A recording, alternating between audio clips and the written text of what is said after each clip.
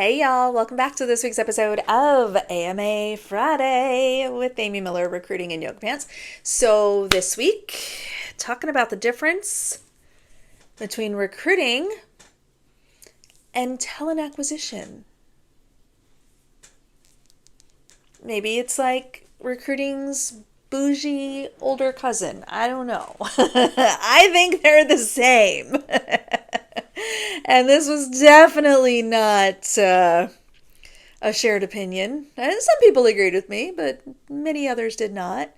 And you might be wondering, what does this have to do with my job search, James? Why are you telling me about your internal petty recruiter problems? But there is a reason that I'm sharing this and what you can do with this information I'm about to give you to improve your own job search chances. Alrighty, so I love it when people tell on themselves. I do. I think it is one of the rare positive things about social media is that you can see how people think. Too many of us, me included, do not have a filter, are very blunt online about our thoughts and feelings and emotions about certain things. Use that information to determine where you want to spend your time and who you want to apply with, friends.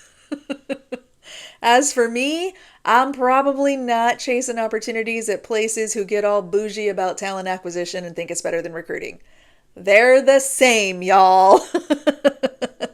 So let's dig into this just a little bit for illustrative purposes, okay? I've said this in social media and on the post and, in various forums. I am a recruiter. That is my title. That is what my company calls me. I've been called that a lot at a lot of places. Talent acquisition or TA or whatever you want to call it is a newer terminology, at least to me. I mean, look, it's at least a decade old, if not longer, okay? I've been hearing it for a long time. But at some point in the history of my career, we started calling it TA, and then all of a sudden I'm on a TA team and whatever. I don't know. Maybe they just like the initials better. I don't know. I don't care because, again, they're the same. However, number one, people may look at them differently. See what I mean about people telling on themselves? So, they use the word TA. If I want to work with them, I better use the word TA. So we're going to get into. But also, when you are out there searching for your next opportunity, are you leveraging alternative titles that might bring up different results? Someone actually made this comment on my post about this, which I thought was actually brilliant. If you search, go to Indeed and search for recruiters or recruiting jobs, you're going to get a set of results. If you search for TA jobs, you're going to get a different set of results.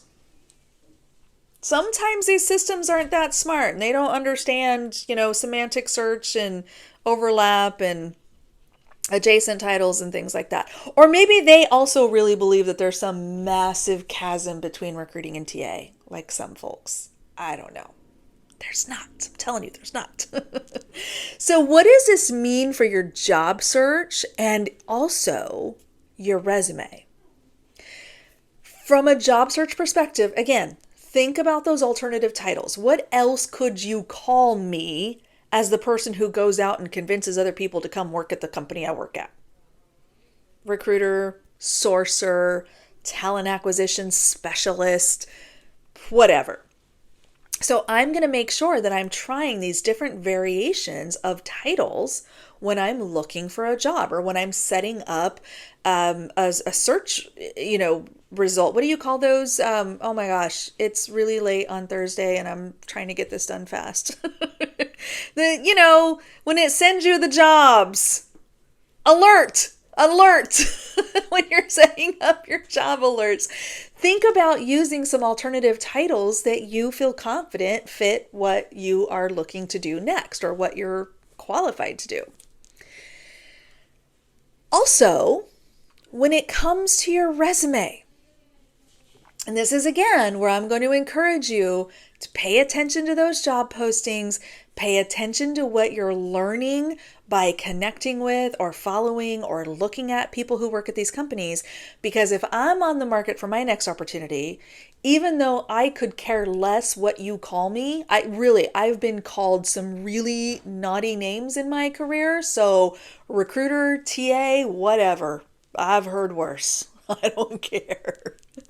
But pay attention to that because you want the language on your resume as much as you can without being untruthful to mirror the language in the job description or what this company is looking for.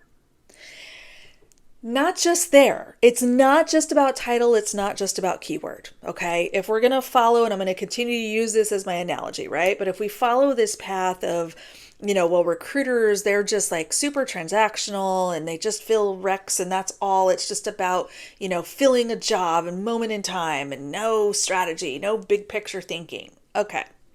My resume better say that. My resume should focus on that transactional, check the box, get it done. Now, that is not the kind of recruiter I am. That is not the kind of recruiter I want to be. But I promise you, you catch me unemployed, I'll be your huckleberry. I can transact with the best of them, okay? So if that's the role that's available to me and that's where I could potentially get hired and I'm broke and I'm hungry, I'm going for it. But I am going to modify my resume to speak that language. Now, let's say that they're all in on the TA thing and talent acquisition is all strategy and data and reporting and org design and all the things. Guess whose resume better reflect that? Now, thankfully, I do that kind of work because once again, I am a recruiter who works in a talent acquisition organization. So I can talk about that. I can talk about leadership influence. I can talk about business reviews. I can talk about all kinds of things that may align more to some people's vision of a talent acquisition professional. Okay. So when we talk about tailoring your resume and matching, the job description and mirroring the language, we're talking about minor tweaks. And this is what I want to make sure that I'm making really, really clear here. And I'm going to link to a video I did on this up above. I've done a video on tailoring your resume. It's not as hard as you think. Because if you have those skills and abilities, and you've done that and you have the experience and you have the accomplishment to back it all up, should be very easy to tweak.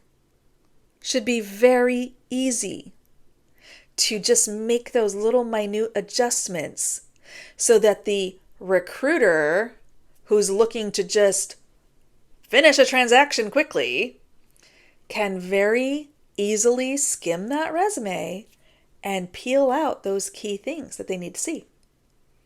I'm looking for a recruiter. Oh, Amy's a recruiter. Okay, cool. I'm looking for somebody that can hire 100 people a month for a call center. Oh, look, Amy's operated at that scale and is hired, in that kind of volume or whatever. So I'm going to, again, look at that job description, look at the data available to me, other people's profiles, company info, whatever I can find, and I'm going to match my resume to it. And I'm going to do the same thing on the talent acquisition side or any other title that I might be looking to apply to. Okay? So I hope this helps y'all. I didn't want to belabor the whole recruiter TA nonsense too much, but I think this applies to other industries and other types of talent as well. This is not something exclusive to us.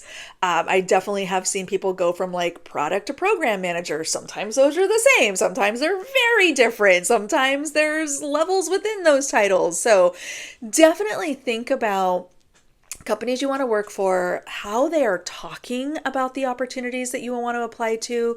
And once again, if you're starting with that primary resume that has the data dump of everything you've ever done, super easy to tweak and make it fit that opportunity before you apply to make it easy for the transactional recruiter on the other side. All right, y'all. I hope that helps. Let me know down below if you have any questions about this. Kind of an interesting, weird little thing humans do, right? We just take language and just butcher it, and words no longer have meaning. But anyway, I hope that helps. Gave you some food for thought. Let me know down below if you have any questions, and we will see you next week.